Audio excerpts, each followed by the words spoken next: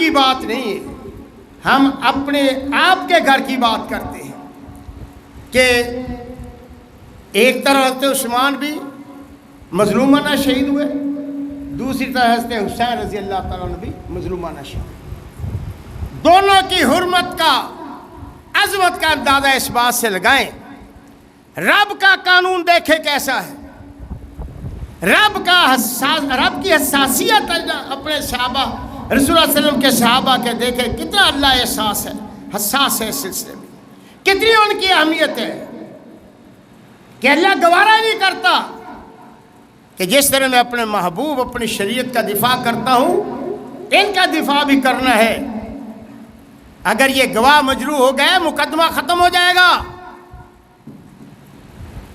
روایات تاریخ میں آتا ہے ایک شخص بیت اللہ کی دہلیز غلاف کو پکڑ کر روئے جا رہا ہے، دعا کیے جا رہا ہے، اللہ مجھے معاف کر دو، اللہ مجھے معاف کر دے۔ میں نے کئی مرتبہ آپ کے سامنے یہ واقعہ بیان کیا، اور ساتھ کیا کہتا ہے، مجھے پتا ہے تو نے معاف نہیں کرنا۔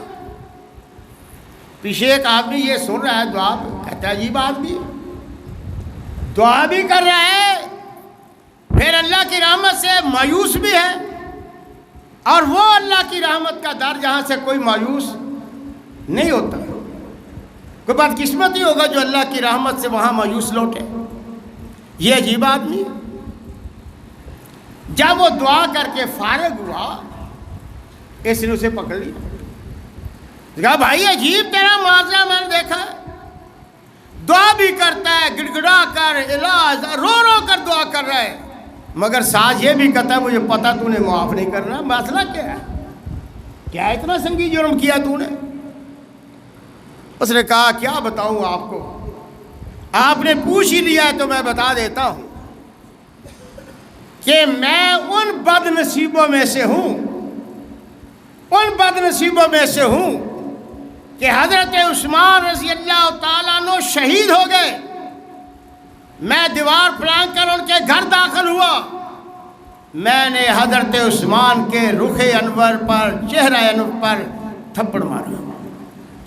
کتنا شقی القلب ہوگا یار، کتنا بد نصیب، پتھر دے رہے، وہ مرے ہوئے تو کتے کو کوئی نہیں چھیڑتا، تو اتنا پتھر دل، تیرے دل میں اتنا کفر اور نفاق بھرا ہوا ہے کہ تو عثمان غنی کی لاش مبارک کی توہین کرتا ہے۔ کہتا میں جذبات میں اندھے ہو کر، بغض عثمان میں اندھے ہو کر، میں نے جب اس کے آپ کے منہ پر تھپڑ مارا، میرا یہ دیکھو ہاتھ اسی وقت شل ہو گیا۔ یہ اتنا سنگین جرم ہے کہ میں سمجھتا ہوں شاید اللہ بیت اللہ میں آ کر معافی بھی قبول نہ کرے۔ کیا یہ قانون قدرت نہیں ہے؟ رب کہتا ہے چور کا ہاتھ کاٹ دو، یہاں اللہ کہتا ہے عثمان کی توہین کرنے والے تیرا ہاتھ یہ قبول نہیں ہے، شل کر دیا۔ بے عین ہی ایسا ہی واقعہ حضرت حسین رضی اللہ تعالیٰ عنہ، ایک مجمع میں یعنی بیٹھ کے مجلس میں حضرت حسین رضی اللہ تعالیٰ عنہ کی بات ہو رہی تھی۔